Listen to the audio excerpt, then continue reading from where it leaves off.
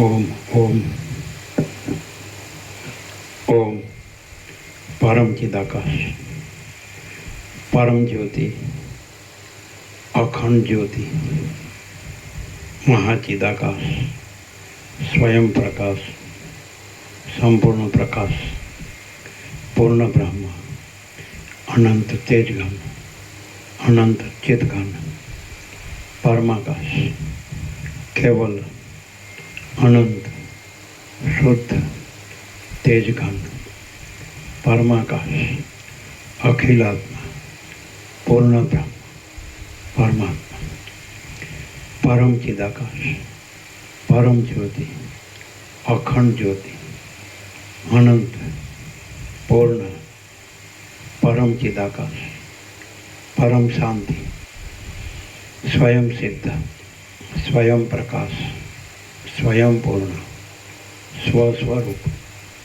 यही सब कुछ है, इसके सिवा कुछ नहीं है।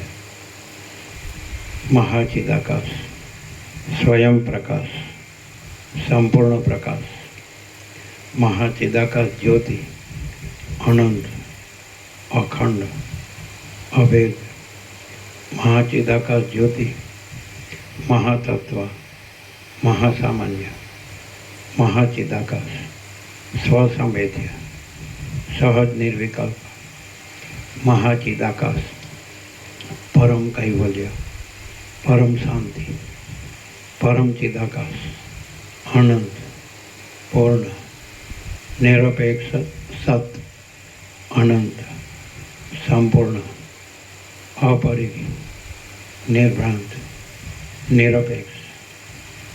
वशिष्ठ राम स्थिति प्रकरण राउंड 40मो राउंड।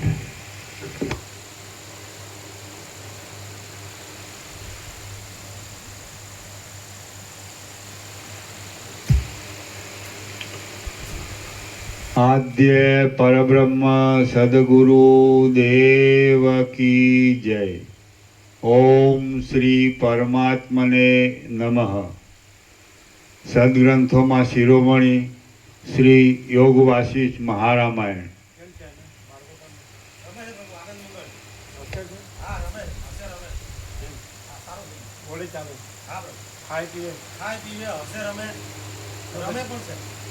રજા ક્યારે આપવાની? એક બે દિવસમાં આપશે. આનંદ મંગળ છે, બધાને શાંતિ આપે. પેલા લિફ્ટ આપજો બધાને.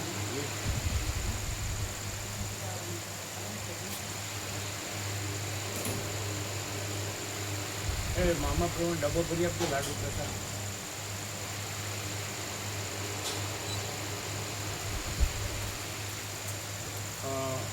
મામા પ્રભુને 21 આપો. 21 મામા પ્રભુને તમારે ત્યાં અમે લીધી સવારે. તમે સવારે લીધી ને? અચ્છા, બીજા જે બાકી હોય ને એક આપો.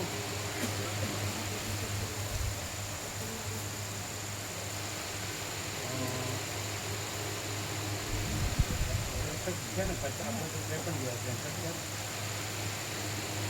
મામા પ્રભુ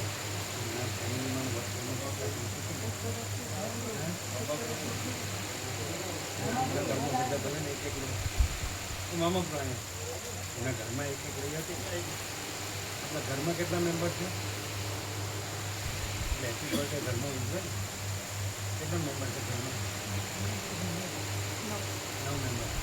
પછી આમ તમારે સર્કલમાં આપવા માટે ધારો કે આનંદ કાકા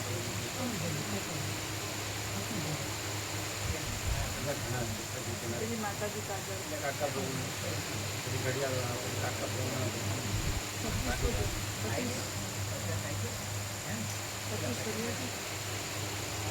શું નામ?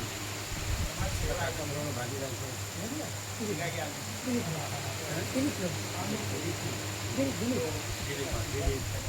એવા કેટલા તમારે જમનાર થોડા જ છે. કેટલા ગણો પાછળ ગણો?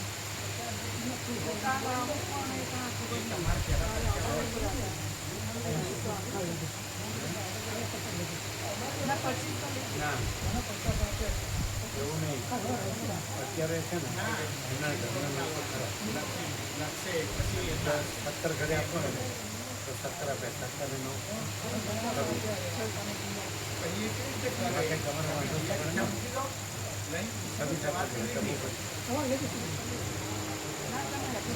એટલે તમારે કાલે હેપી બર્થડે છે ને ઘરમાં હવે નવું ઘર ના લે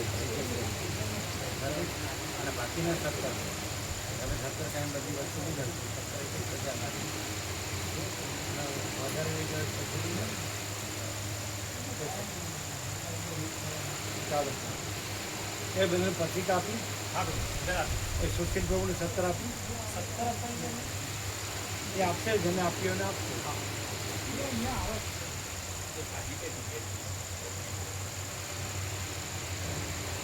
બીજા કોને જવાનું જે નવા આવ્યા હોય એને આપો આપી સુશીલ બાબુ તમારે કેટલી લેવી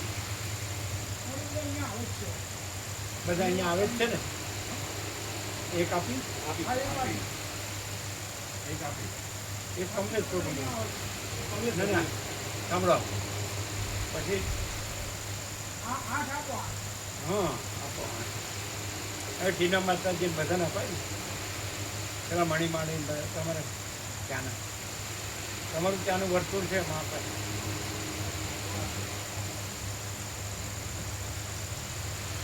અહીંયા બધાને આપી દો તમારે 17 ચાલશે કે વધારે લેવી છે ના બરોબર 17 આવી જશે ચાલે એમ ને આવી જાય બીજા ભાવિકો આવી ગયા હતા આગળ પાછળ બીજા આવી ગયા મળી નહીં હોય ને ચાલો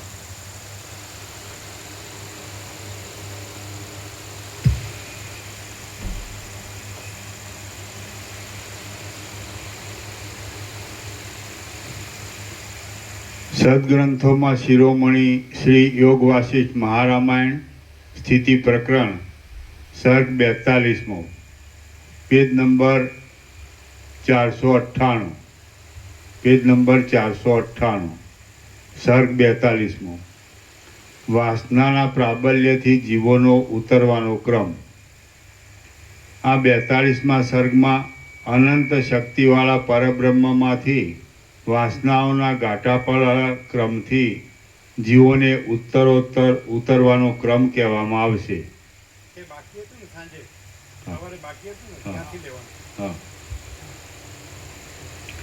પેજ નંબર 498 ડાબી બાજુ વચમાં જેમ સોયના નાકામાં આવેલો સૂર્યનો પ્રકાશ મોટા વ્યાપક પ્રકાશથી અભિન્ન છતાં પણ નાકારૂપ ઉપાધિને લીધે ભિન્ન જેવો થઈને રહે છે જેમ સોયના નાકામાં આવેલો સૂર્યનો પ્રકાશ મોટા વ્યાપક પ્રકાશથી અભિન્ન છતાં પણ નાકારૂપ ઉપાધિને લીધે ભિન્ન જેવો થઈને રહે છે તેમ અવિદ્યારૂપી ઉપાધિમાં આવેલો મહાચૈતન્યના એક ભાગરૂપ જીવ મહાચૈતન્યથી અભિન્ન છતાં પણ અવિદ્યારૂપ ઉપાધિને લીધે ભિન્ન જેવો થઈને રહે છે એ મહાચૈતન્ય સર્વશક્તિઓવાળું હોવાને લીધે ક્ષણ માત્રમાં જીવ શક્તિ રૂપે સ્ફુરે છે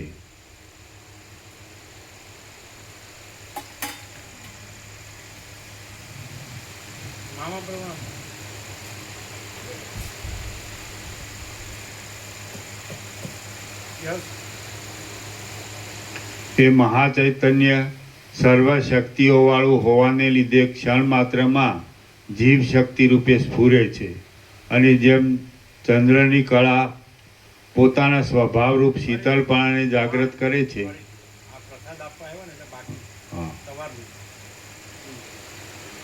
જેમ સોયના નાકામાં આવેલો સૂર્યનો પ્રકાશ મોટા વ્યાપક પ્રકાશથી અભિન્ન છતાં પણ નાકારૂપ ઉપાધિને લીધે ભિન્ન જેવો થઈ રહે છે તેમ અવિદ્યારૂપી ઉપાધિમાં આવેલો મહાચૈતન્યના એક ભાગરૂપ જીવ મહાચૈતન્યથી અભિન્ન છતાં પણ અવિદ્યારૂપ ઉપાધિને લીધે ભિન્ન જેવો થઈને રહે છે એ મહાચૈતન્ય થઈ ગયું છે હા પણ તમે પ્રસાદ આપતા હતા એટલે ફરી વાર ક્લિયર.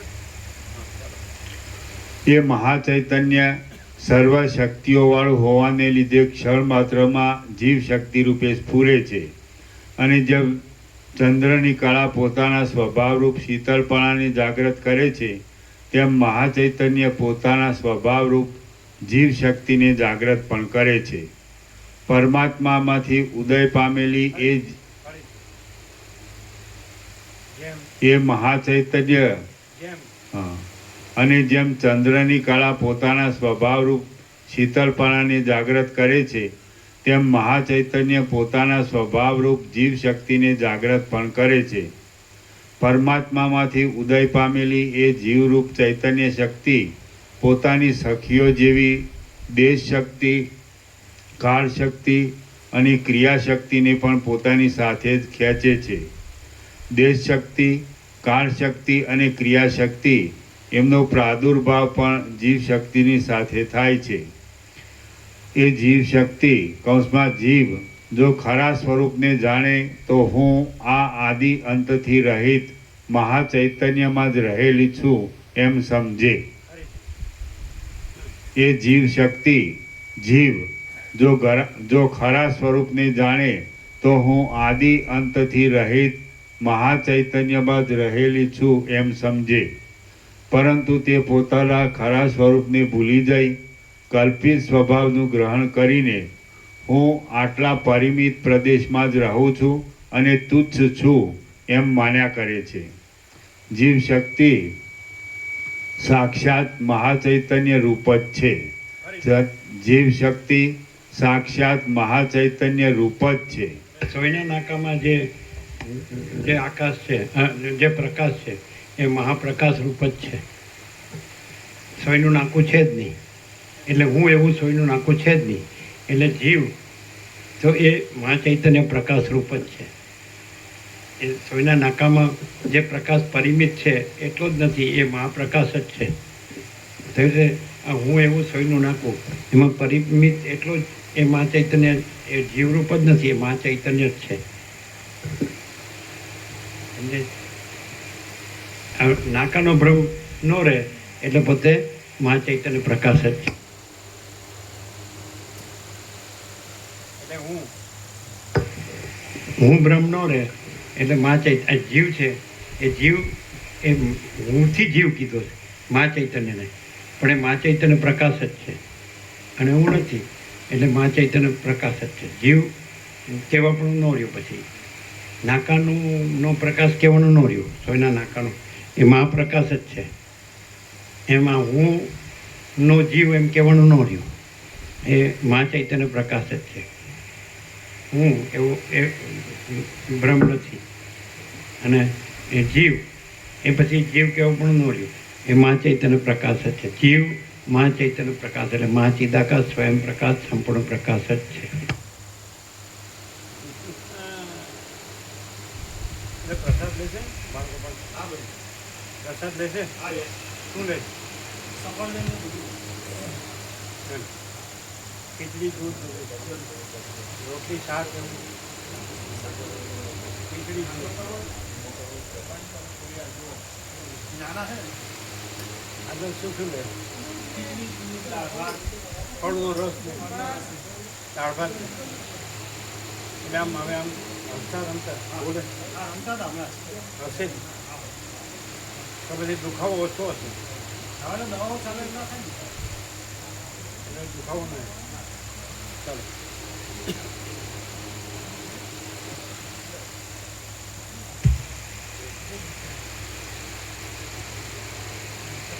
એ જીવ શક્તિ જીવ જો ખરા સ્વરૂપને જાણે તો હું આદિ અંતથી રહિત મહાચૈતન્યમાં જ રહેલું છું એમ સમજે.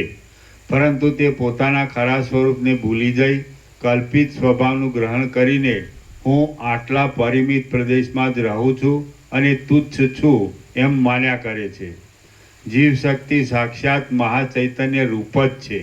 છતાં તેણે જ્યારે એવી રીતે પોતાના રૂપને ઉપાધિથી પરિચ્છિન્ન માન્યું ત્યારે જ નામ રૂપ ઇષ્ટ અને અનિષ્ટ આદિ સઘળી મિથ્યા કલ્પનાઓ તેને લાગુ થઈ.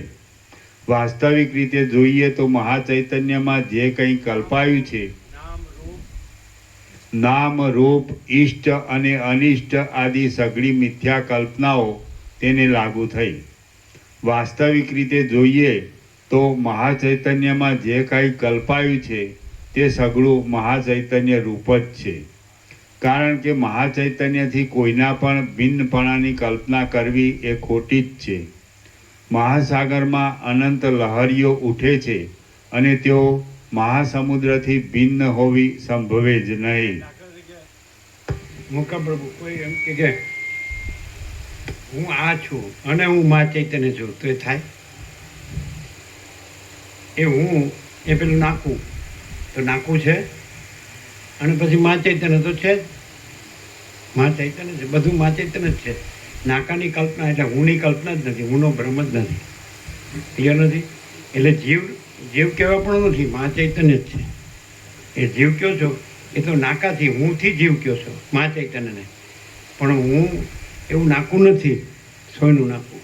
એટલે હું નાકું નથી, હું એવું નાકું નથી. એટલે પછી જીવ કહેવા પણ નથી, મા ચૈતન્ય જ છે. એટલે પછી આ બધું નામરૂપ ને ઈષ્ટ અનિષ્ટ ને આ બધું સમજે. પણ હવે આ નો સમજે એમાં કોઈ એક હમણાં વાત થઈ. એટલે એ જ્યાં પ્રસાદ લેતો ને એમ કે આ સમજતો નથી તો અજ્ઞાની કોને કહેવાય? સમજતો ન હોય ત્યારે જ અજ્ઞાની કહેવાય. પછી સમજતો નથી એવું ન કહેવાનું હોય.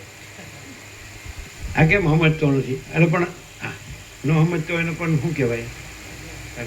પછી અજ્ઞાની છે પછી એનો અર્થ જ સમજતો નથી. પછી સમજતો નથી એવું કેમ સમજતો નથી? અરે પણ અજ્ઞાની છે. નહીં સમજાય, ન સમજાય. તમે જ્ઞાની છો ને એટલે ન સમજાય. હે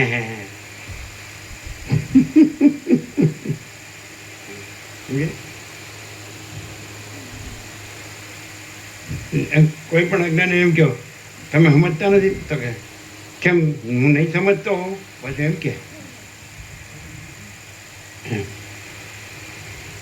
ત્યારે તમારું કેમ ભમે છે? એ તો વ્યવહારમાં, જ્ઞાનમાં થોડું ભમે છે. જ્ઞાનમાં તો હું મા ચૈતન્ય જ છું.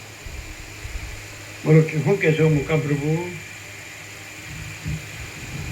એટલે એ બધું સમાધાન બરાબર છે? નાકું રાખી અને નાકાને મા ચૈતન્ય કેવું એ બરાબર છે? હું રાખી અને હુંને જે નથી મા ચૈતન્યમાં કેન્દ્ર વિનાનું અનંત, એક અસ્તિત્વ વ્યક્તિત્વ વગરનું. આ તો ઇનેટ છે. કેન્દ્ર વિનાનું અનંત. કેન્દ્ર એટલે હું, અનંત એટલે મા ચૈતન્ય. હું જ્યારે હું સાથે પણ નથી હોતો, કોઈ માણસો સાથે નથી હોતો, શબ્દ બ્રહ્મ સાથે નથી હોતો અને મૂળવી શકાય એવા કોઈ અસ્તિત્વ સાથે નથી હોતો, ત્યારે જ અનંત પૂર્ણ અનંત નિરપેક્ષ સત છે. નિરપેક્ષ સત છે. તો એ હું એટલે એ અનંત પૂર્ણ નિરપેક્ષ સત અને હું સાથે નથી હોતો એટલે જે હું નથી તે તો છે જ. હવે પાછું તમે એમ જાણો, પોતે જાણે અજ્ઞાની કે મને સમજાતું નથી તો પછી એનું તમારે એ રાખવાનું ન હોય કે કેમ નથી સમજાતું. પણ અજ્ઞાની કીધું એનો અર્થ શું? એટલે સમજે નહીં. અજ્ઞાની કીધું એનો અર્થ શું? ન સમજાય એને જ અજ્ઞાની કહેવાય. અને પાછો એમ કે એ તો હું તો ખાલી એમ કહું જ છું, ન સમજાતું નથી, મને સમજાય જ બધું. શું આમાં એટલે હું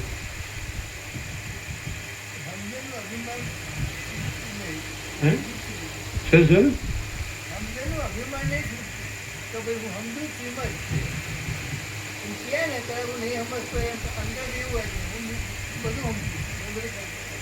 પણ હું બધું સમજુ છું એવું તમે જે કીધું એ કયું હું કે છે? જે નાકું છે એ કે છે. નાકું કે છે હું બધું સમજુ છું. નહીં સમજાય. નાકું છે જ નહીં એટલે એનું સમજવું છે જ નહીં. સમજે? અને મા ચૈતન્યમાં તો પછી અજ્ઞાન જ્ઞાન છે જ નહીં. તો પોતે જ મા ચૈતન્ય છે, સ્વયં પ્રકાશ, સંપૂર્ણ પ્રકાશ. माँ चिदाकाश स्वयं प्रकाश अनुभव ज्ञान, स्वयं प्रकाश को शब्द ज्ञान की अपेक्षा नहीं है। ज्ञान अनंत व्यापक समान पूर्ण एकरूप, ज्ञान अनंत व्यापक अवैयक्तिक सार्वत्रिक, એ તો આકાશ જેવું છે જ્ઞાન. અને અનુભવાય સીધું સ્વસંવેદે છે પોતાથી. કેવી રીતે બોલો બતાવીએ સીધું આ ડાયરેક્ટ નો વાય મીડિયા 0-0 નો કોમ્પ્રોમાઇઝ. જો આજો નિત્ય નૂતન પ્રકાશ જ્ઞાન આકાશને જાણે છે કે નહીં? તો આકાશ જેવડું હોય તો જ આકાશને જાણે કે નહીં? અને જ્ઞાન ચૈતન્ય છે કે નહીં? માટે એને આકાશની ઉપમા આપી અને ચિદ વત્તા આકાશ, જ્ઞાન વત્તા આકાશ એટલે ચિદ, ચૈતન્ય આકાશ એટલે ચિદાકાશ, એટલે જ્ઞાન ચિદાકાશ છે. જ્ઞાન આકાશનો ને જાણે છે કે નહીં? તો આકાશ જેવડું હોય ત્યારે આકાશને જાણે કે નહીં? અને જ્ઞાન એટલે ચિદ ધાતુ છે ને, ચૈતન્ય.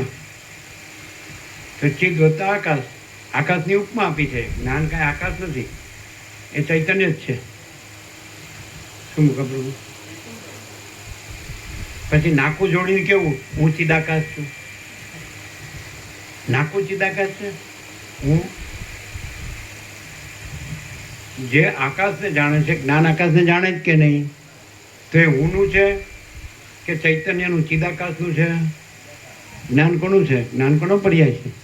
જે જાણનાર જ્ઞાન છે, આકાશને જાણનાર જ્ઞાન છે, આકાશનું સાક્ષી છે. એક આકાશ જેવડું હોય તો જ આકાશને જાણે. અને હું આકાશ જેવડું છે કોઈનું હું? અને રમણ કે છે હું દેહ સાથે છે, હું આત્મા સાથે એટલે ચિદાકાશ સાથે નથી. હું દેહ થયો એની સાથે હું થયો છું, અને દેહ ન રહે એની સાથે હું નથી રહેતું. એટલે એનો અર્થ શું થયો? એ નાશવંત છે, જન્મ મરણ વાળું છે. દેહ જન્મ મરણ વાળું છે તો હું દેહ સાથે છે. એટલે હુંના જન્મ સાથે દેહનો જન્મ, દેહના જન્મ સાથે હુંનો જન્મ છે, અને દેહના મૃત્યુ સાથે ઊનું મૃત્યુ છે. તો એ ઊને ચિદાકાશ કહેવાય. ઊને બ્રહ્મ ચિદાકાશ પરમાત્મા સચ્ચિદાનંદ કહેવાય. એટલે જ્ઞાન છે, આ ડિફરન્સ ખબર પડી જાય કે જ્ઞાન જે આકાશને જાણે છે એ આકાશ જેવડું છે, અને હું દેહ સાથે છે અને દેહ નથી, એટલે દેહનું હું નથી. તો એને જ્ઞાન નો કહેવાય અને એને ચિદાકાશ નો કહેવાય. અને જ્ઞાન જો જ્ઞાન ચિદાકાશમાં આવી જાય અને દેહ ન રહે અને દેહનું ન રહે એ રીતે વર્તે તો એ ચિદાકાશ જ છે. કેવળ જ્ઞાન છે એ કેવળ ચિદાકાશ, અનંત સુધી ચિદાકાશ. આ તો દેહ હું રાખીને પછી બધું વેદાંત બ્રહ્મજ્ઞાન ફાળવું છે, એમાં મેળ પડતો નથી, એટલે ઠેકાણું પડતું નથી. અને હું ઘરા લૂંટાઈ જાય. તમે દેહ નથી અને દેહનું હું નથી, અને ચિદાકાશ છે, પરમ મહાચિદાકાશ, પરમ આનંદ, પરમ શાંતિ છે. એમાં દેહનું ને ઊનું હું ઘરા લૂંટાઈ જાય.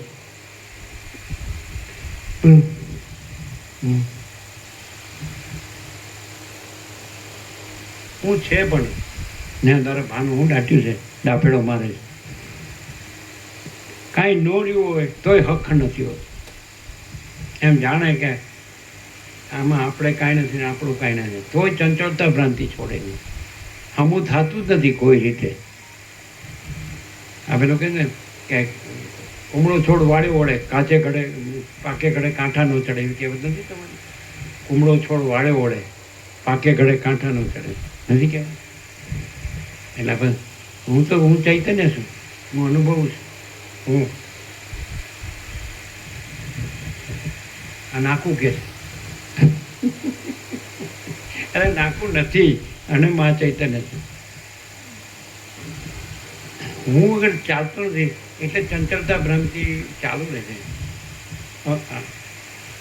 અહમન વાસના ભ્રાંતિની ગુલામીમાં સુખ ભ્રાંતિ, રાજ્ય ભોગો લક્ષ્મીની લઘુતા ગ્રંથિ ભ્રાંતિ, દ્વૈત ભ્રાંતિની લઘુતા ગ્રંથિ ભ્રાંતિ. હું આ દેહમાં આ અમુક જીવ છું, હું આ દેહમાં આ અમુક વ્યક્તિ છું. પણ આ તો ખબર જ પડતી નથી. 3.5 સેર રાખની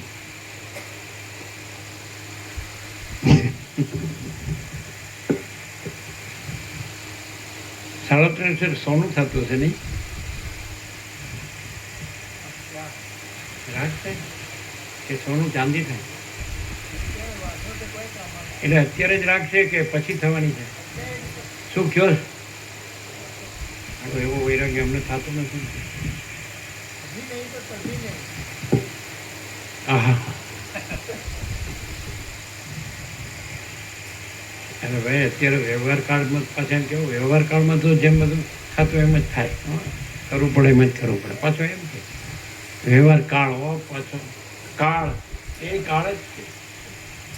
પેલા કાળ અને મૃગો કે અમે તો કેટલાય કરોડો વિષ્ણુને ગળી ગયા ને, કરોડો બધાને સદાશિવને ગળી ગયા. એમ કે તમારે ગીતા નથી એટલે આવ્યા નથી, એટલે પૂજા કરતા નથી. આ તો તમે બ્રાહ્મણ છો. બાકી એવું તમે એમને ડરાવવામાં હો, તમને અમે જ ગળવાના છીએ, તમે તમારા છોકરાને. અત્યારે તો કલ્પાંતર છે, અમે તો સનાતન છીએ.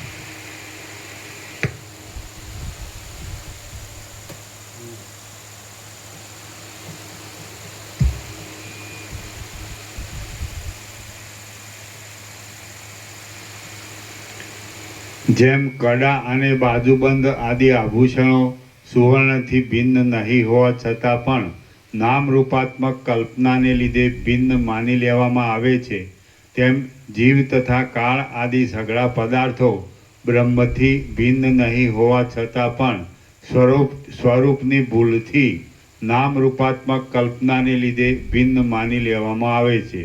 અર્થાત તે કલ્પિત છે. એક દીવામાંથી થયેલા બીજા દીવાઓની જે જુદાઈ છે તે વાટ, દિવેટ આદિ ઉપાધિઓના દેશની, કાળની તથા અવયવોની જુદાઈને લીધે જ છે, પણ અગ્નિરૂપ સ્વરૂપની જુદાઈથી નથી. તે જ પ્રમાણે જીવમાં બ્રહ્મથી જે જુદાઈ છે તે પણ ઉપાધિઓના સ્વભાવને લીધે જ છે, પણ સ્વરૂપની જુદાઈથી નથી. દેશ શક્તિ, કાળ શક્તિ અને ચલન શક્તિથી ઘેરાયેલી એ જીવ શક્તિ સંકલ્પોને અનુસરતા બહુ જ હાંસીનું પાત્ર થઈ જાય છે. હાંસી મજાક, હાંસી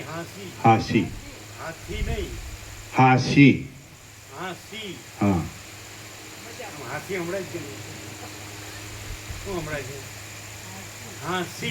હાંસી. દેશ શક્તિ, કાળ શક્તિ અને ચલન શક્તિથી ઘેરાયેલી એ જીવ શક્તિ સંકલ્પોને અનુસરતા બહુ જ હાંસીનું પાત્ર થઈ જાય છે. હે મહાબાહુ, દેશ, કાળ અને ક્રિયાઓથી ઘેરાયેલું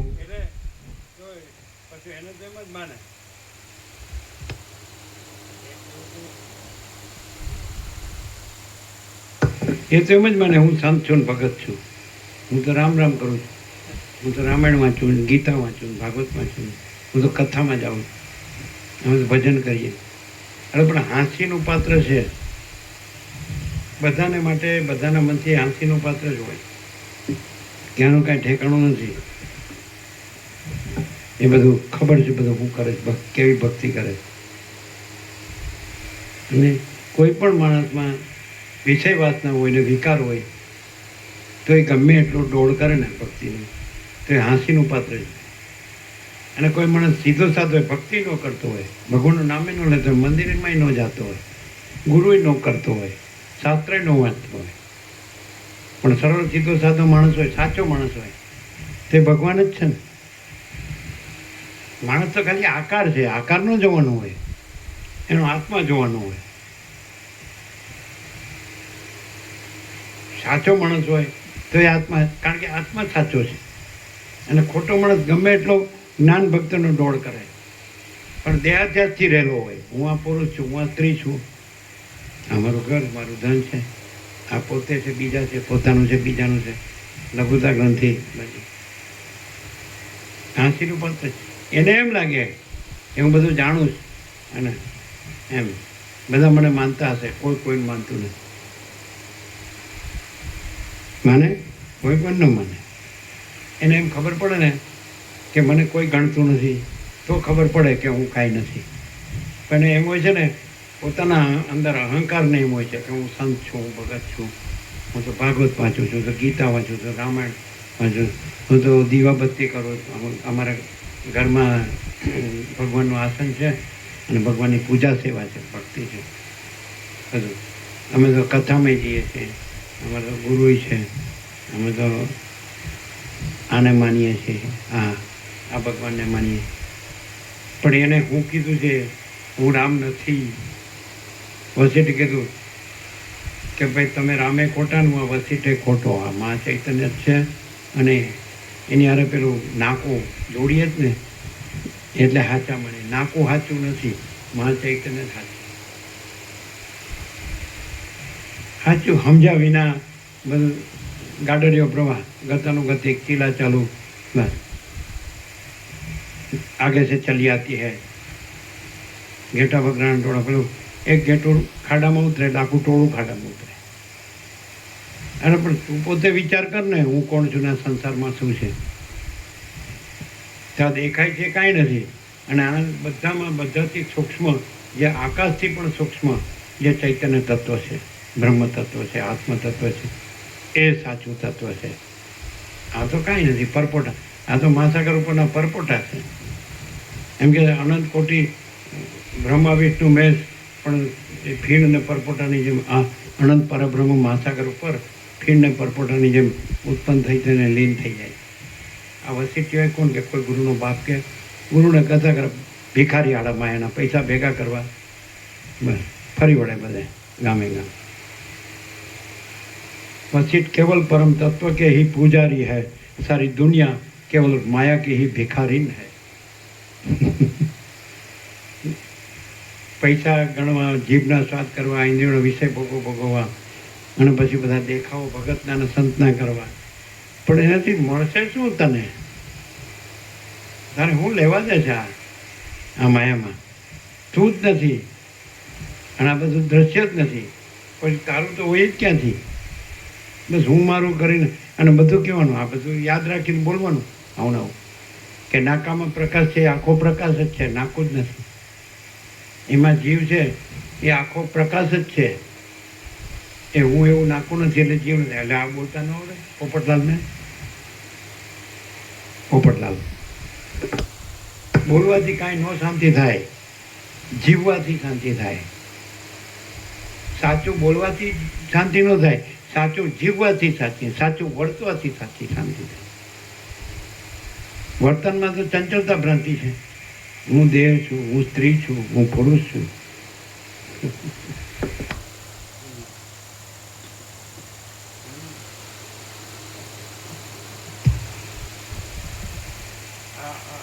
અમારું ઘર છે, અમારા પૈસા છે, અમારા હગા છે.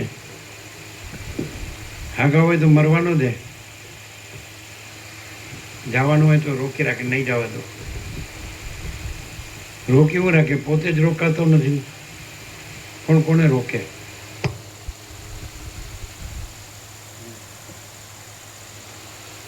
તો મુકા પ્રભુ કેવો પ્રકાશ છે?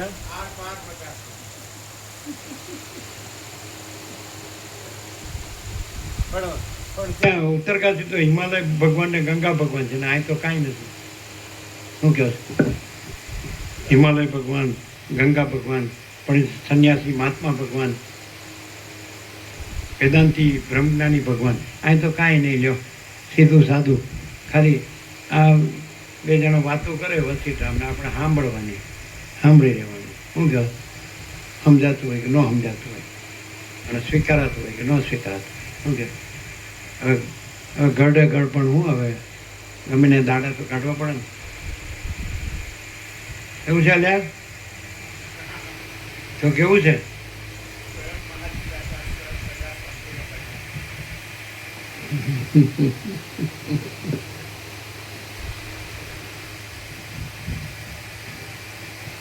આજ પડે ભાન થાય તો થયું, ન થયું તો ગમે એટલા જન્મો, ગમે એમ ગોથા ખાઓ, આવા આવા દુઃખી થવાના.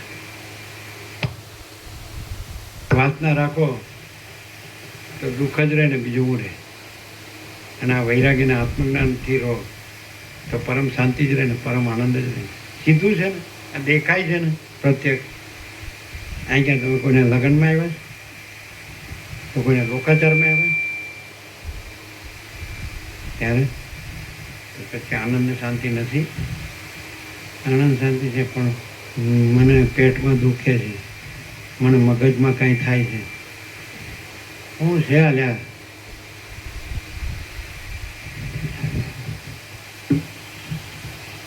જે ખોટું છે એમાં કાંઈ નથી થતું ને સાચામાં જ બધું થાય છે.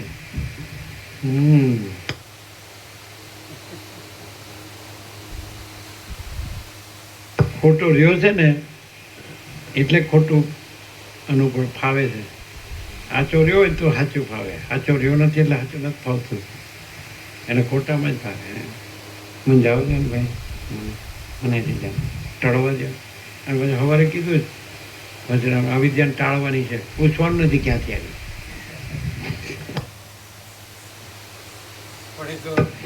પાછું એમ કે છે કે એને ઓળખો એને ભેગું પોતે જ ટળી જાય, પોતે જ ભાગી જાય. તમારા જેવા પાછા દેહાત્યાસ વાળો એટલે એમ કે જુઓ તો ખરા આને ખબર નથી પડતી જાય છે આ કાંઈ છોડે. અને પણ તમારા ઘરવાળો હોય ને પિયર જવું હોય તમે રોકી નથી શકતા. અને જેને રોકવા જાય કે નવરાત્રિમાં પેલો તમારો કોન્ટ્રાક્ટર હતો બસનો પૂર્વ દક્ષિણ ભારત એટલે એના છોકરાને શું જે વહુ હતી તેને નવરાત્રિ ન જાવતી તો પંખે લટકી ગઈ. તો પછી પારકી જતી હોય એના ઘેર તો એમાં તમારા કેટલા ટકા જાય? પોતાની જતી હોય તો રોકી શકતા નથી. અને કે પેલી જાય છે સમજતી નથી, હું રહ્યો છું.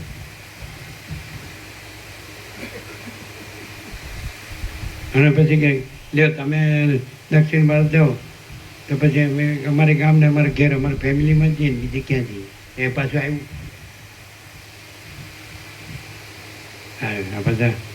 આ બધા બ્રહ્મ થઈ ગયા, પરમાત્મા થઈ ગયા.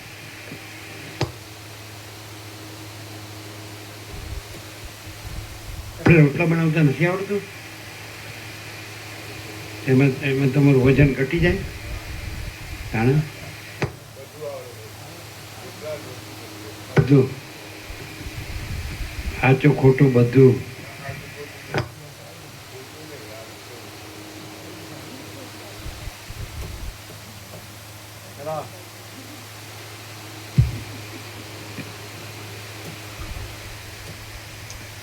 હે મહાબાહુ, દેશ કાળ અને ક્રિયાઓથી ઘેરાયેલું અને કલ્પનાઓને લીધે પોતાના પરિચ્છિન્નપણાને માનતું જે ચૈતન્ય છે તે જ ક્ષેત્રજ્ઞ કહેવાય છે. ક્ષેત્ર એ શરીરનું નામ છે અને તે શરીરને તેની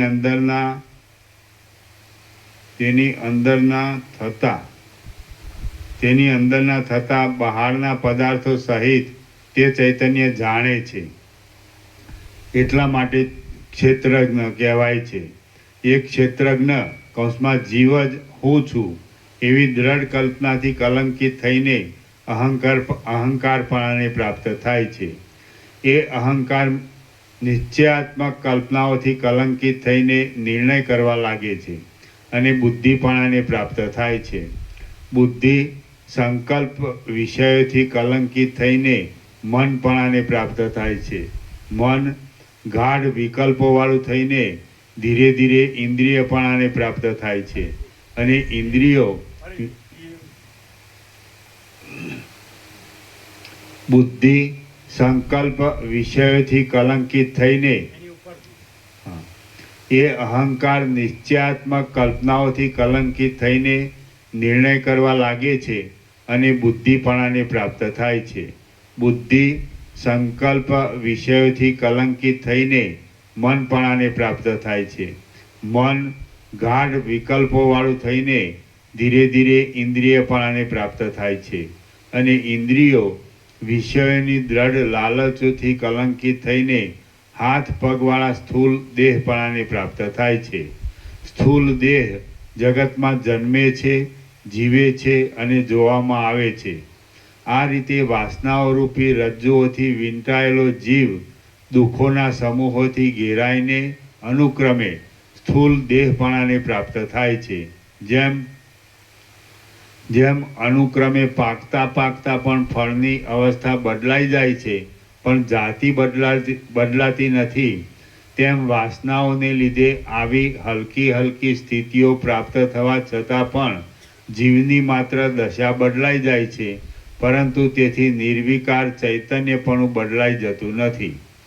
આ રીતે જીવ અહંકારપણાને પામ્યો, અહંકાર બુદ્ધિપણાને પામ્યો અને બુદ્ધિ સંકલ્પોના સમૂહથી ગૂંથાયેલા મનપણાને પામી. સંકલ્પમય આકારવાળું એ મન સાચા ખોટા મનોરથોથી તુચ્છ વિષયોમાં આસક્ત થાય છે અને સંસ્કાર રૂપે સ્ત્રી પુત્ર આદિના આકારોનું ગ્રહણ કર્યા કરે છે. જેમ ગાયો મદોન્મત્ત આખલાની પછવાડે તેને ખરાબ કરવાને માટે દોડે છે અને નદીઓ જેમ સમુદ્રની પછવાડે તેને મલિન કરવાને માટે દોડે છે, તેમ ઈચ્છા આદિ શક્તિઓ મનને ખરાબ કરવાને માટે અને મલિન કરવાને માટે જ મનની પછવાડે દોડે છે. આ રીતે રાગ દ્વેષ આદિ મનની પછવાડે નહીં, વિષયની પછવાડે.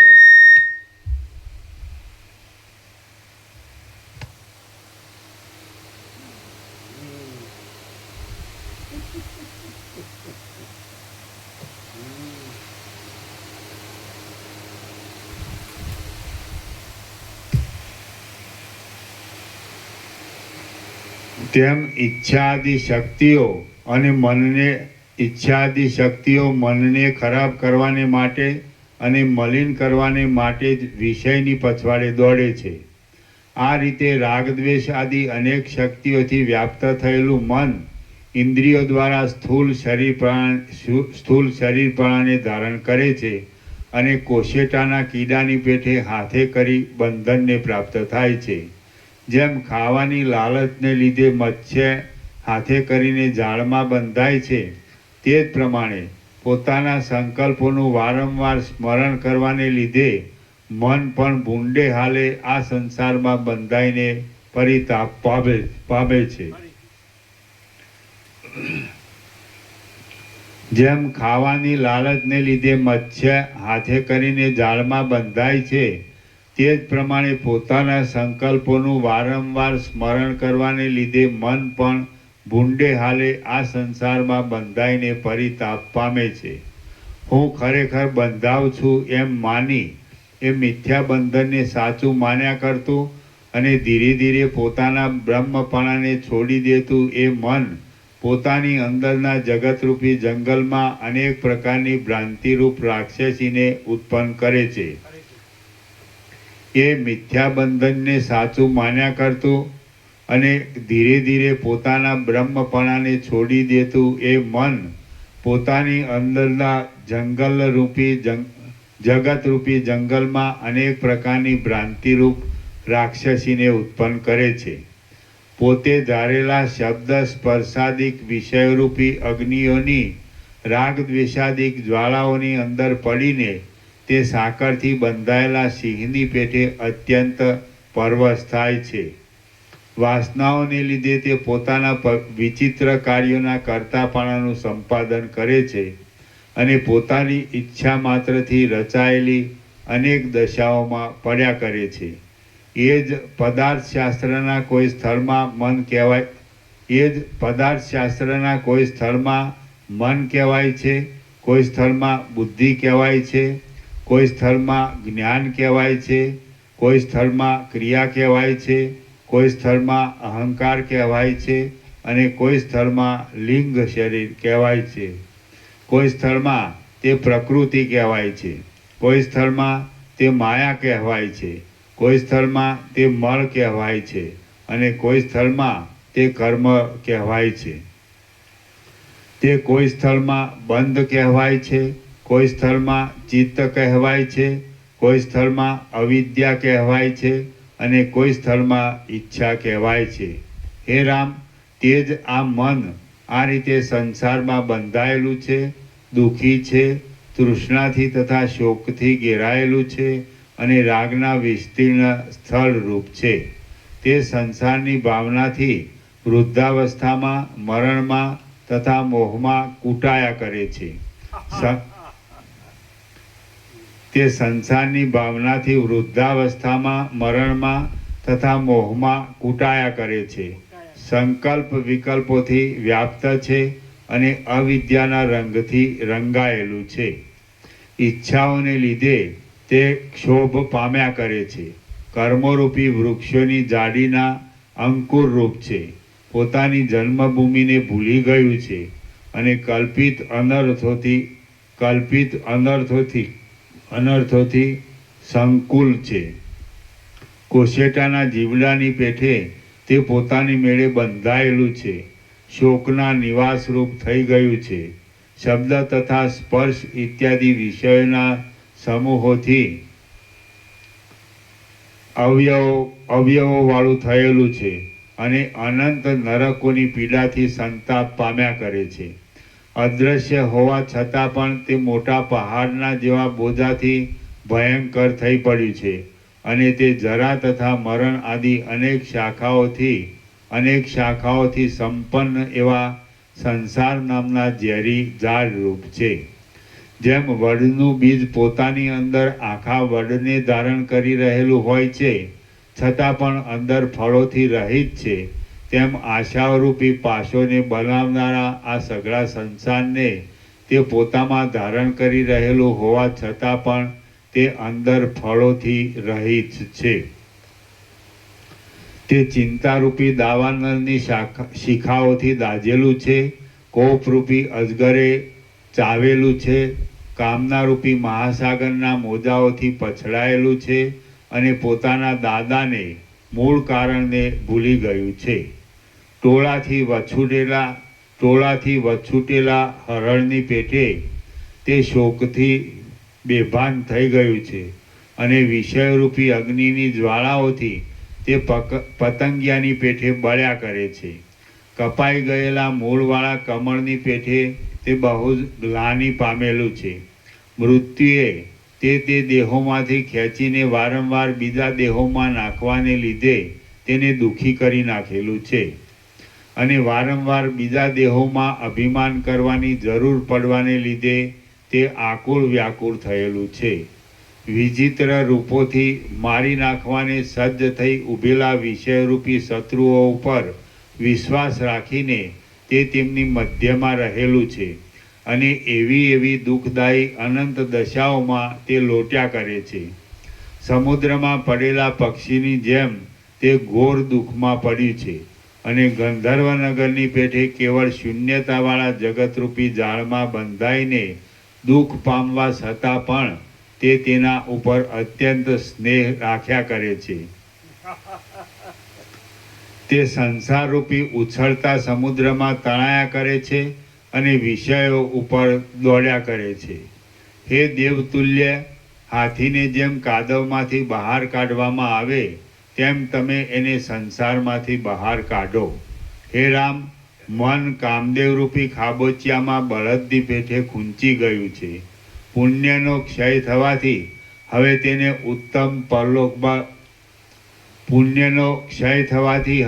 ઉત્તમ પરલોકમાં જવાનું સાધન રહ્યું નથી. તેથી તે ભાંગેલા અવયવોવાળા જેવું થઈ ગયું છે. તમે તેને બળાત્કારે એ ખાબોચિયામાંથી બહાર કાઢો. હે રામ, આ મન કર્મફળોના જુદા જુદા રસો પડવાથી મેલું થઈ ગયું છે અને બળતરા આપનારા જરા મરણ તથા ખેદથી મૂંઝાઈને મૂર્છિત થઈ ગયું છે. આમ હોવા છતાં પણ જેને તેનો ઉદ્ધાર કરવાની ચિંતા ન થાય તેને જગતમાં મનુષ્યના આકારવાળો રાક્ષસ જ સમજવો જોઈએ. શ્રી યોગ વાસિષ્ઠ મહારામાયણમાં સ્થિતિ પ્રકરણનો જીવા અવતરણ નામનો સર્ગ 42મો સમાપ્ત. સર્ગ 43મો. અવિવેકથી અનેક યોનિઓની પ્રાપ્તિ અને વિવેકથી મુક્તિ. આ 43મા સર્ગમાં વિવેક આદિના અત્યંત દુર્લભપણાને લીધે જુદી જુદી યોનિઓ પ્રાપ્ત થયાનું અને જુદી જુદી યોનિઓ પ્રાપ્ત થવાનું અને વિવેક આદિની પ્રાપ્તિથી કેટલાયકને મુક્તિ થયાનું પણ વિસ્તારથી વર્ણન કરવામાં આવશે. વશિષ્ઠ બોલ્યા, હે રામ, આ પ્રમાણે ચૈતન્ય પર માયાની ઉપાધિને લીધે એક જાતના આભાસ માત્ર જીવો થયા. હે રામ, વશિષ્ઠ બોલ્યા, હે રામ, આ પ્રમાણે ચૈતન્ય પર માયાની ઉપાધિને લીધે એક જાતના આભાસ માત્ર જીવો થયા અને તેમનામાં પૂર્વની વાસનાઓને લીધે આકારો કલ્પિત થયા. આ રીતે મહાચૈતન્યમાંથી લાખો અને કરોડો જીવો ઉત્પન્ન થયા છે. જેમ મોટા ધોધમાંથી અસંખ્યાત જળકણો પૂર્વે ઉત્પન્ન થઈ ગયા છે, હમણાં ઉત્પન્ન થાય છે અને હવે પછી પણ ઉત્પન્ન થશે, તેમ મહાચૈતન્યમાંથી અસંખ્યાત જીવો પૂર્વે ઉત્પન્ન થઈ ગયા છે, હમણાં ઉત્પન્ન થાય છે અને હવે પછી પણ ઉત્પન્ન થશે. એ જીવો પોતાની વાસનાઓની દશાઓના આવેશને લીધે આશાઓને વશ થયા છે અને તેમના અંતઃકરણો અતિ વિચિત્ર દશાઓમાં પોતાની મેળે જ બંધાઈ ગયા છે. એ જીવો જળમાના પરપોટાઓની પેઠે નિરંતર પ્રત્યેક દિશામાં, પ્રત્યેક દેશમાં, પ્રત્યેક જળમાં અને પ્રત્યેક સ્થળમાં જન્મ મરણ પામ્યા કરે છે. આ કલ્પમાં કેટલાયક જીવોનો પહેલો જ જન્મ થયો છે, કેટલાયકના 100થી વધારે જન્મો થયા છે, કેટલાયકના અસંખ્યાત જન્મો થઈ ગયા છે અને કેટલાયકના 2-3 જન્મ થઈ ગયા છે. કેટલાયક જીવો હમણાં જન્મ્યા છે, કેટલાયક આ કલ્પમાં હજી સુધી જન્મ્યા નથી, કેટલાયક જીવન મુક્ત થયા છે અને કેટલાયક વિદેહ મુક્ત પણ થઈ ગયા છે.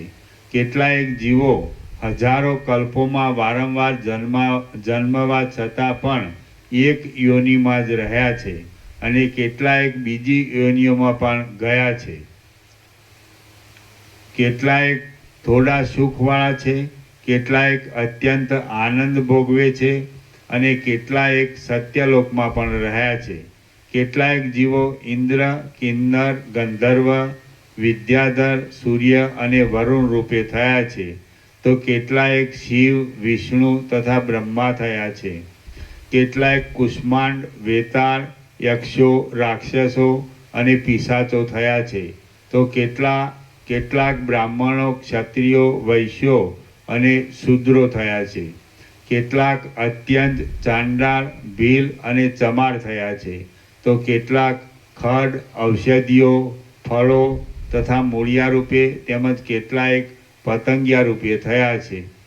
કેટલાયક વિચિત્ર લતાઓ, ગુચ્છો અને પથ્થરો રૂપે રહ્યા છે, તો કેટલાયક કદમ, લીંબુ, સાલ, તાડ અને તમાલ રૂપે રહ્યા છે.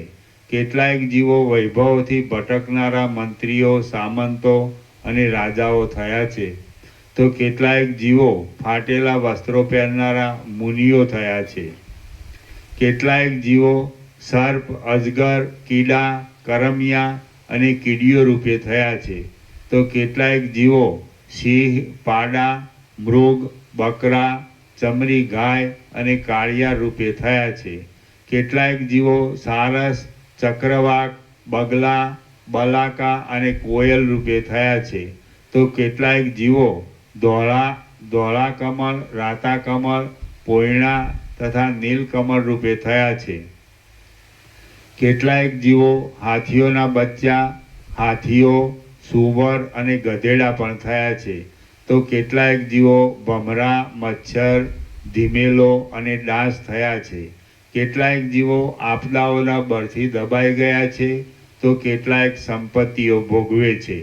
કેટલાયક સ્વર્ગમાં રહ્યા છે, તો કેટલાયક નરકમાં પડ્યા છે. કેટલાયક જીવો નક્ષત્રોના ચક્રોમાં રહ્યા છે, તો કેટલાયક વૃક્ષોના છિદ્રોમાં રહ્યા છે. કેટલાયક વાયુભૂત થઈને રહ્યા છે, તો કેટલાયક આકાશમાં રહ્યા છે. કેટલાયક જીવો સૂર્યના કિરણોમાં રહ્યા છે, કેટલાયક ચંદ્રના કિરણોમાં રહ્યા છે અને કેટલાયક ખડ, લતા તથા ગુચ્છોના મીઠા રસોમાં રહ્યા છે. કેટલાયક જીવો જીવન મુક્ત થઈને વિચરે છે, તો કેટલાયક કલ્યાણોના પાત્ર રૂપ થયા છે. કેટલાયક લાંબા કાળથી વિદેહ મુક્તિ પામ્યા છે, તો કેટલાયક હમણાં જ વિદેહ મુક્તિ પામ્યા છે. કેટલાયક હજી લાંબે કાળે થવાના છે અને કેટલાયક મુક્તિનો દ્વેષ પણ કર્યા કરે છે. કેટલાયક જીવો મોટી દિશામાં થયા છે, કેટલાયક મોટા વેગવાળી નદીઓ થયા છે, કેટલાક સુંદર નેત્રોવાળી સ્ત્રીઓ થયા છે, કેટલાક અડધા નપુંસક થયા છે અને કેટલાક પૂરા નપુંસક થયા છે.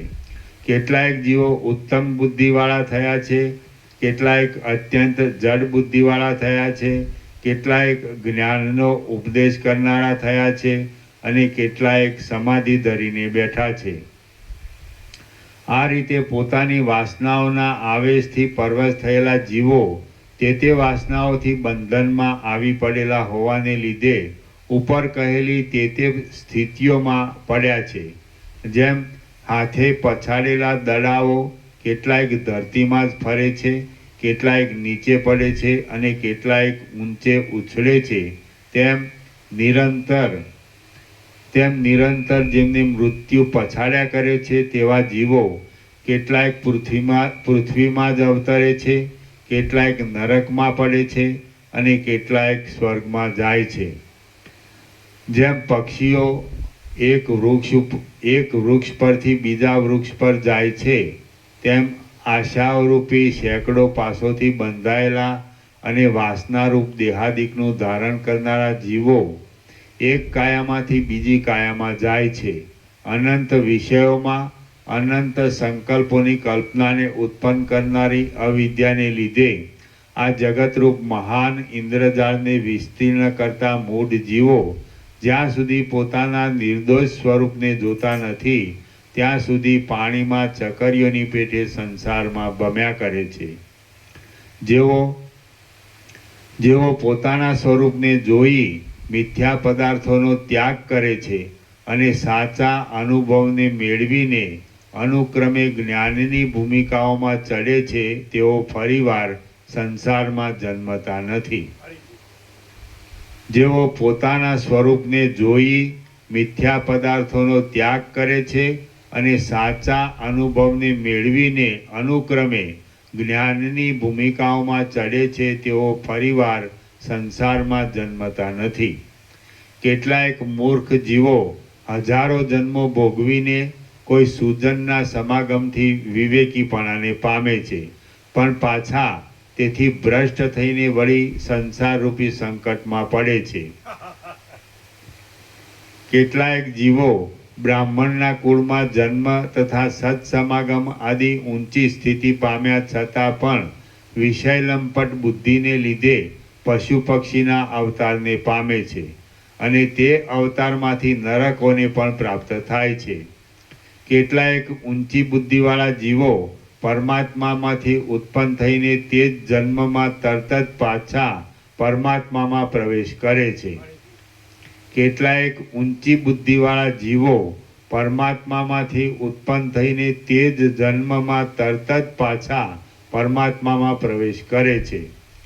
કેટલાક જીવો પોતાના ઉત્પત્તિ સ્થાનરૂપ બ્રહ્માંડોમાં તથા અન્ય બ્રહ્માંડોમાં બ્રહ્માપણાને પ્રાપ્ત થાય છે. કેટલાક વિષ્ણુપણાને પામે છે અને કેટલાક મહાદેવપણાને પામે છે. કેટલાક પશુ પક્ષીપણાને પ્રાપ્ત થાય છે, કેટલાક દેવપણાને પ્રાપ્ત થાય છે અને કેટલાક સર્પપણાને પણ પ્રાપ્ત થાય છે. કેટલાક જેઓમાં પોતે પ્રથમ હોય તેના તે બ્રહ્માંડોમાં અને કેટલાક બીજા બ્રહ્માંડોમાં પણ તે અવતારો પામે છે. હે રામ, બીજા બ્રહ્માંડોની સ્થિતિ પણ આ બ્રહ્માંડના જેવી છે. જેવું આ વિસ્તીર્ણ બ્રહ્માંડ છે તેવા જ કેટલાક બીજા વિસ્તારવાળા બ્રહ્માંડો હમણાં છે, કેટલાક થઈ ગયા છે અને હજી ઘણાય થવાના છે. જુદા જુદા પ્રકારના વિચિત્ર ક્રમોથી અને જુદા જુદા નિમિત્તોથી તે બ્રહ્માંડોની વિચિત્ર સૃષ્ટિઓ પ્રકટ થાય છે અને ફરી પાછી તિરોહિત પણ થઈ જાય છે. એઓમાં કોઈ જીવ ગંધર્વપણાને પ્રાપ્ત થાય છે, કોઈ યક્ષપણાને પ્રાપ્ત થાય છે, કોઈ દેવપણાને પ્રાપ્ત થાય છે અને કોઈ દૈત્યપણાને પ્રાપ્ત થાય છે. લોકો આ બ્રહ્માંડમાં જેવા વ્યવહારથી રહ્યા છે તેવા જ વ્યવહારથી બીજા બ્રહ્માંડોમાં પણ રહે છે, માત્ર તેઓના આકારમાં કંઈક ફેરફાર હોય છે.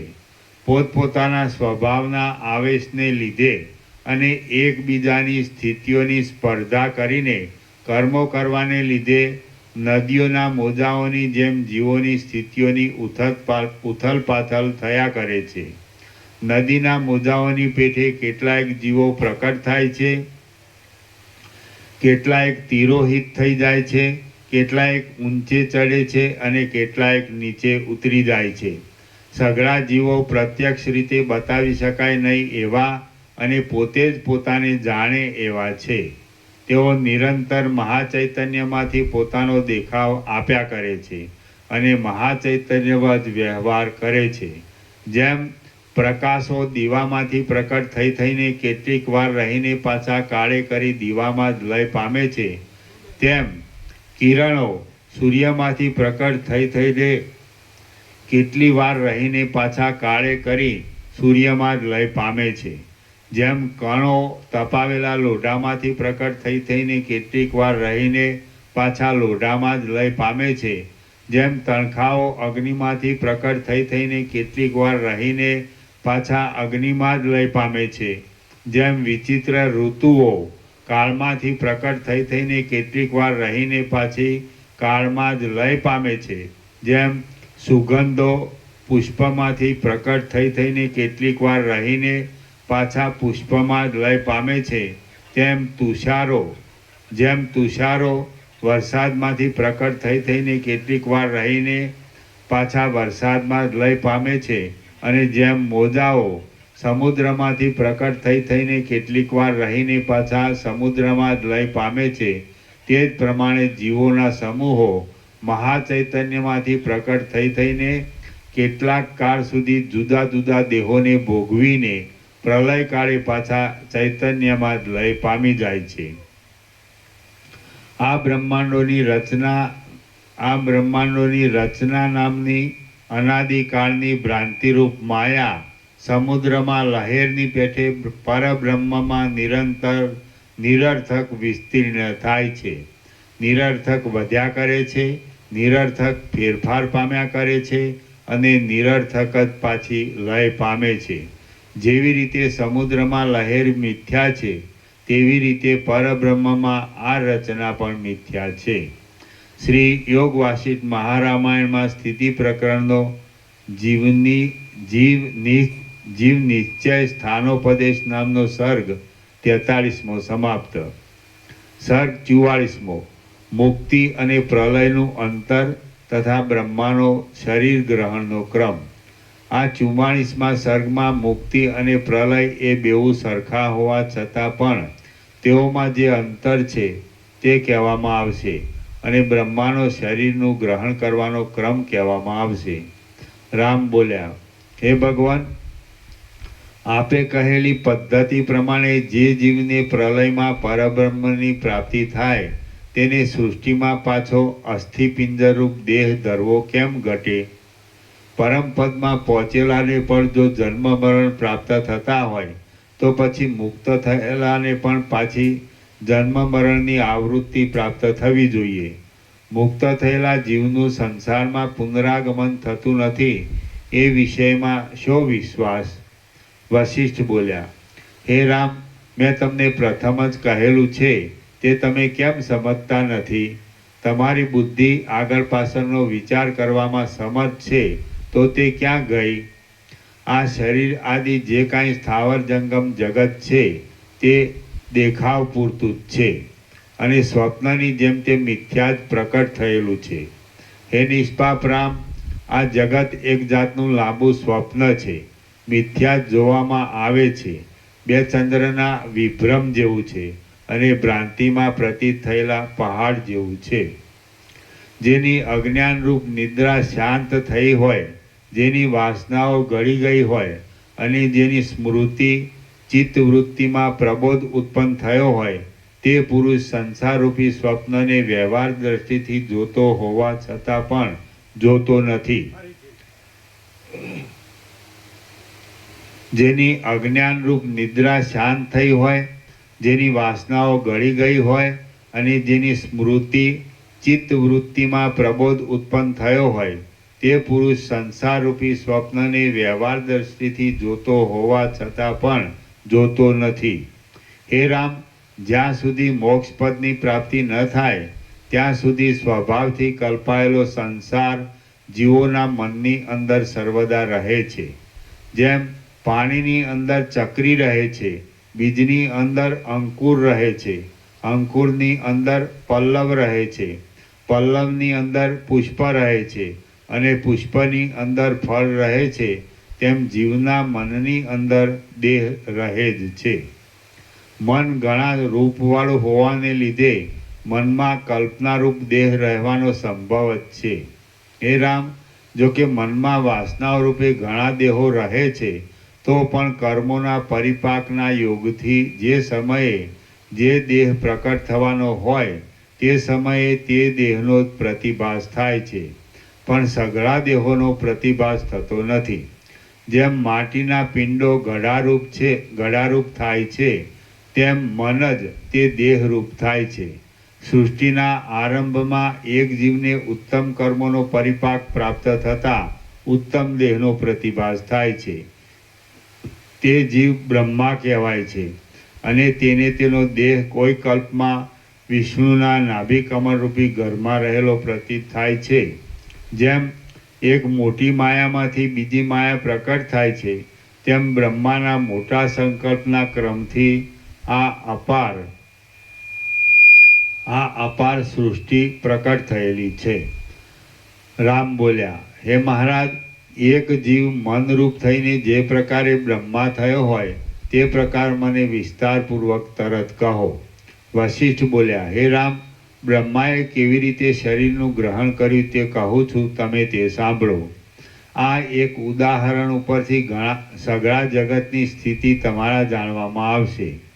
દિશા આદિના તથા કાળ આદિના માપ વગરનું બ્રહ્મ તત્વ પોતાની શક્તિને લીધે લીલા માત્રથી દિશાના તથા કાળના માપવાળા જે આકારને ગ્રહણ કરે છે તે જીવ કહેવાય છે. વાસનાઓના આવેશથી ઘેરાયેલો એ જીવ જ માયાની ઉપાધિને સ્વીકારીને સંકલ્પોની કલ્પનાઓમાં તત્પર રહેનારું અને ચપળતાવાળું મન થાય છે. કલ્પનાઓ કરવા લાગતું એ મન પ્રથમ ક્ષણ માત્રમાં પોતાની આકાશરૂપ થવાની ભાવના કરે છે અને તે ભાવના શબ્દના તથા ક્ષોત્રના રૂપને પણ લાગુ પડે છે. આકાશની ભાવનાને પામીને ઘાટું થયેલું મન ઘાટા ચલનના ક્રમથી પોતાની વાયુરૂપ થવાની ભાવના કરે છે અને તે ભાવના સ્પર્શના તથા ત્વચાના રૂપને પણ લાગુ પડે છે. શબ્દ સ્વરૂપવાળું આકાશ અને સ્પર્શ સ્વરૂપવાળો વાયુ એ બંને જીવના જોવામાં આવતા નથી. તેમની ભાવનાને પ્રાપ્ત થઈને ઘાટું થયેલું મન એમને એકબીજામાં ક્ષોભ પમાડીને અગ્નિની ભાવના કરે છે અને તે ભાવના રૂપના તથા ચક્ષુના સ્વરૂપને પણ લાગુ પડે છે. મન અગ્નિની ભાવનાથી ઘાટું થઈને ક્ષણ માત્રમાં નિર્મળ પ્રકાશની ભાવના કરે છે, એટલે પ્રકાશ વૃદ્ધિ પામે છે. પછી આકાશ, વાયુ તથા અગ્નિ, તેજ એ ગુણોથી ઘાટાપણાને પામેલું મન જળના શીતળપણાની ભાવના કરે છે અને તે ભાવનાથી તરત અર્ધ ક્ષણમાં તે રસને તથા જીહવાને લાગુ પડતી જળની પ્રતીતિ થાય છે. પછી આકાશના, વાયુના, તેજના તથા જળના ગુણોને પામીને વધારે ઘાટું થયેલું મન પૃથ્વીના ઘાટા સ્વરૂપની ભાવના કરે છે અને તે ભાવનાથી ક્ષણ માત્રમાં જ ગંધને તથા પ્રાણને લાગુ પડતી પૃથ્વી બની જાય છે. પછી શબ્દ, સ્પર્શ, રૂપ, રસ અને ગંધથી વીંટાયેલું મન પોતાના પાતળાપણાને છોડી દેતા અગ્નિના કણ જેવા અને આકાશમાં સ્ફુરેલા જે રૂપને દેખે છે તે રૂપ લિંગ શરીર અથવા પુર્યષ્ટક કહેવાય છે. તેમાં કર્મેન્દ્રિય, જ્ઞાનેન્દ્રિય, પાંચ ભૂત, પ્રાણ, મન, અવિદ્યા, કામના તથા કર્મો રહેલા છે. તેમાં અહંકારનો તથા બુદ્ધિનો પણ સમાવેશ થાય છે. એ લિંગ શરીર પોતાના અંશોથી સર્વ પ્રાણીઓના હૃદય કમળમાં બ્રહ્મરની પેઠે રહેલું માનવામાં આવે છે. એ લિંગ દેહમાં મન તીવ્ર ઉત્કંઠાથી પ્રત્યક્ષ જોવામાં આવે એવા સ્થૂળ દેહની ભાવના કરવા લાગે છે, એટલે તે પાકમાં આવેલા બીલાની જેમ જાડું થઈ જાય છે. આમ જાડું થતાં જ તે પોતાના સ્વભાવને લીધે આકાશમાં સ્ફુરેલા તેમજ મૂસમાં રહેલા અને પીગળેલા સોના જેવા એક આકારને ગ્રહણ કરી લે છે. પછી મને એ તેજના પુંજ જેવા પોતાના આકારમાં ઊંચે માથાવાળી, નીચે પગવાળી, પડખાઓમાં 2 હાથવાળી અને મધ્યમાં પેટવાળી એક જાતની ભારે ચોક્કસ ભાવના કરે છે. અને તેને લીધે પ્રકટ થયેલા અવયવોવાળા તેમજ જ્વાળાઓની પંક્તિઓના જેવા આકારવાળા એક બાળકનો દેખાવ થાય છે. તેના શરીરની રચના મનોરથોમાં બની ગઈ છે. આમ પોતાની વાસનાઓના આવેશથી એ મનોમય બાળકના અંગો રચાયા છે. જેમ ઋતુ પોતાના સ્વભાવને વધાર્યા કરે છે, તેમ તે વાસનાઓથી પોતાના શરીરને વધાર્યા કરે છે અને કાળે કરીને સ્પષ્ટ રીતે જોવામાં આવે એવા દેહવાળો થાય છે.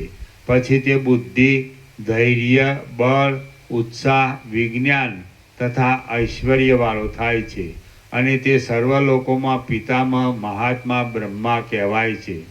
પીગળતા સોના જેવી કાંતિવાળા અને મહાચૈતન્યમાંથી પ્રકટ થયેલા એ બ્રહ્મા મહાચૈતન્યમાં જે સત્તાથી રહ્યા છે, તે જ સત્તાથી પોતામાં પોતાના અજ્ઞાનને જ આકાશાદિ પંચીકૃત સ્થૂળ ભૂતો રૂપે બનાવે છે. તે એક સમયે અપાર, આદિ, મધ્ય તથા અંત વગરના મોટા આકાશને બનાવે છે. એક સમયે પ્રબળ ગતિવાળા વાયુને બનાવે છે. એક સમયે પ્રલયકાળના દાવાનળની જેમ જ્વાળાઓથી દીપતા તેજને બનાવે છે. એક સમયે નિર્મળ જળને બનાવે છે અને એક સમયે ઘણા વિસ્તારવાળી પૃથ્વીને બનાવે છે. એ 5 ભૂતોમાંથી કાળા વિષ્ણુને બનાવી લઈ તેની નાભીમાં એક કમળ બનાવીને તે કમળમાં પોતે રહે છે અને પ્રકટ થાય છે. ત્યારથી તે પોતાની વાસનાઓના સામર્થ્યને લીધે બીજા પણ એવા પ્રકારના સમુદ્રો, ભુવનો, વૃક્ષો, પર્વતો તથા પ્રાણીઓ આદિ પદાર્થોને બનાવ્યા કરે છે. અનેક રૂપોવાળા વિચિત્ર પદાર્થોને કલ્પનાથી જ બનાવ્યા કરતા એ બ્રહ્મા લીલા માત્રમાં કલ્પનાથી જ પાલક આકારોને બનાવે છે અને તે પદાર્થોનું પાલન કરે છે. પોતે પ્રકટ થયા ત્યારથી જ એ બ્રહ્મા આવી ખટપટમાં લાગી ગયા. એક સમયે તે અજ્ઞાનના પ્રાબલ્યથી પોતાના દેહને તથા વ્યવહાર આદિને ભૂલીને સૂઈ ગયા. પછી એ નિદ્રા જતી રહી ત્યારે એટલે સૃષ્ટિના સમયરૂપ બીજો દિવસ પ્રાપ્ત થયો. તે વખતે વળી તે પોતાના કલ્પનામય પ્રકાશિત શરીરને જોવા લાગ્યા. તે શરીર પ્રાણના તથા અપાનના પ્રવાહોવાળું, જાણે પદાર્થો ગોઠવાઈને બન્યું હોય એવું, કરોડો રૂવાડાઓથી વ્યાપ્ત અને 32 દાંતવાળું હતું. તે 2 સાથળના અસ્થિઓ તથા એક બરડાનું અસ્થિ મળીને 3 મોટા સ્તંભોવાળું, પ્રાણરૂપ 5 દેવતાઓવાળું, નીચે 2 પગવાળું, હાથ, પગ, માથું, છાતી તથા પેટ એ 5 ભાગોવાળું, મુખ આદિ 9 છિદ્રોવાળું અને ઉપર ચામડીરૂપ લેપને લીધે કુણાશવાળું હતું. વળી તે 20 આંગળીઓવાળું, 20 નખોવાળું, 2 હાથવાળું, 2 સ્તનવાળું, 2 નેત્રવાળું અને ઈચ્છા થાય તો જેમાં ઘણા નેત્ર તથા ઘણા હાથ આદિ પણ કરી શકાય એવું હતું. તે ચિત્તરૂપી પક્ષીના માળારૂપ હતું, કામદેવરૂપી સર્પના રાફડારૂપ હતું, તૃષ્ણારૂપી પિશાચણીના નિવાસરૂપ હતું અને જીવરૂપ કેસરીને રહેવાની ગુફારૂપ હતું. તે અભિમાનરૂપી હાથીને બંધાવાના ખીલારૂપ હતું, હૃદયરૂપી કમળથી શોભિતું હતું અને અત્યંત સુંદરતાવાળું હતું. પોતાના આવા ઉત્તમ શરીરને જોઈને ત્રિકાલ જ્ઞાની ભગવાન બ્રહ્મા વિચાર કરવા લાગ્યા કે આ શ્યામતાવાળા અપાર અને અનંત એવા આકાશમાં પહેલું શું હતું. આમ વિચારતા જ બ્રહ્માને તરત તે વિષયનું સ્પષ્ટ જ્ઞાન પ્રાપ્ત થયું. તે પ્રાપ્ત થતાં જ આગળ થઈ ગયેલી અનેક સૃષ્ટિઓ તેમના ધ્યાનમાં આવી અને તેમને અનુક્રમે સઘળા જીવોના પુણ્ય પાપોનું પણ સ્મરણ થયું. પછી જેમ વસંત ઋતુ પુષ્પો પ્રકટ કરે છે, તેમ બ્રહ્માએ જાણવામાં આવેલા વેદોના આધારથી વિચિત્ર પ્રકારના સંકલ્પો વારંવાર કરીને લીલા માત્રમાં પ્રજાઓને પ્રકટ કરી. જેમ અનેક આચાર વિચારોવાળા ગંધર્વનગરને ઉત્પન્ન કરે તેમ બ્રહ્માઓએ પ્રજાને ઉત્પન્ન કરી અને તે પ્રજાઓને સ્વર્ગ, મોક્ષ, ધર્મ, અર્થ તથા કામની સિદ્ધિ માટે વિચિત્ર પ્રકારના અનંત શાસ્ત્રો પણ રચ્યા. હે રામ, આ રીતે જેમ વસંત ઋતુમાંથી પુષ્પોની શોભા પ્રકટ થાય છે તેમ બ્રહ્મારૂપી મનમાંથી આ સઘળી સૃષ્ટિ પ્રકટ થયેલી છે. હે રામ, આ જગતમાં બ્રહ્માનું રૂપ ધરનારું એ મન જ છે. વળી એ મનને જ કલ્પના માત્રથી જ અનેક પ્રકારની રચનાઓવાળા ક્રિયાઓના વિલાસો ઉત્પન્ન કરીને સૃષ્ટિની શોભાને વિલક્ષણ સ્થિતિ આપી છે. શ્રી યોગ વાસિષ્ઠ મહારામાયણમાં સ્થિતિ પ્રકરણનો સંસાર અવતરણ પ્રતિપાદ ઉપદેશ નામનો સર્ગ 44મો સમાપ્ત. સર્ગ ઓમ ઓમ ઓમ. આના નંબર 506. પ્રસાદ આપી દે.